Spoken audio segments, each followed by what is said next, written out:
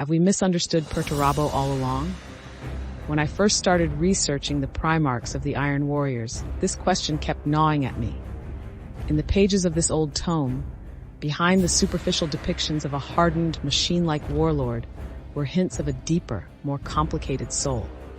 Tonight, I hope to shed new light on this shadowy son of the Emperor and consider whether bitterness alone shaped his destiny, or whether more was at play in the genius and tragic fallen son of Olympia.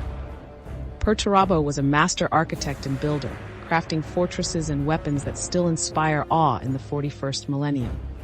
But what drove him to excel in fields seen as beneath the glory of war?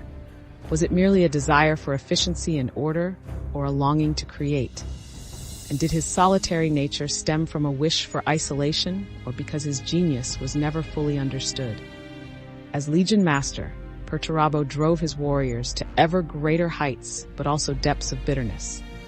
Was he truly the uncompromising, heartless tyrant portrayed in records? Or did he push so hard in part because he knew no other way to prepare his sons for the nightmare to come? And was there a part of him that regretted what they had become, even as he remained convinced it was necessary? Tonight, I will explore these open questions in the hope of finding the man and understanding the seeds of the rebellion within. Through the lenses of both historical fact and humanizing fiction, we will weigh Perturabo's experiences and supposed crimes. I hope to consider not just his deeds, but the context that shaped him and the all-too-human needs that may have informed his fall. By the end, perhaps we will reach a deeper, more nuanced view of the Primarch known as the Hammer of Olympia. His story is one of genius, pride, and shadow.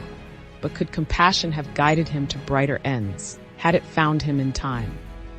That is what I aim to uncover in our discussion of the misunderstood genius of iron.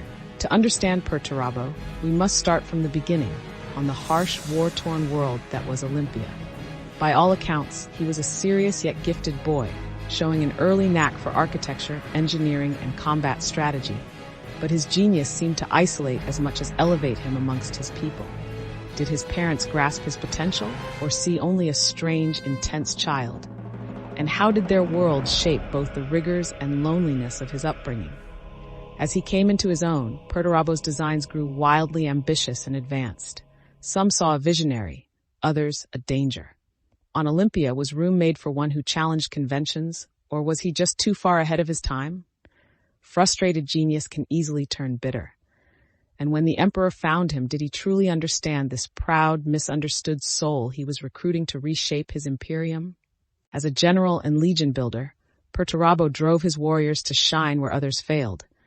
But were his standards also shaped by a need to prove himself after a youth of being overlooked and undervalued? Did fellow Primarchs grasp how their easy gifts might look to one who knew only hardship and lonely toil? And when blame came, was anger truly his only recourse?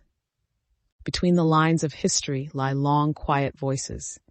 Tonight, we'll listen for theirs, to find the human behind the hammer, and learn how compassion, more than condemnation, might have guided one brilliant soul to a brighter end.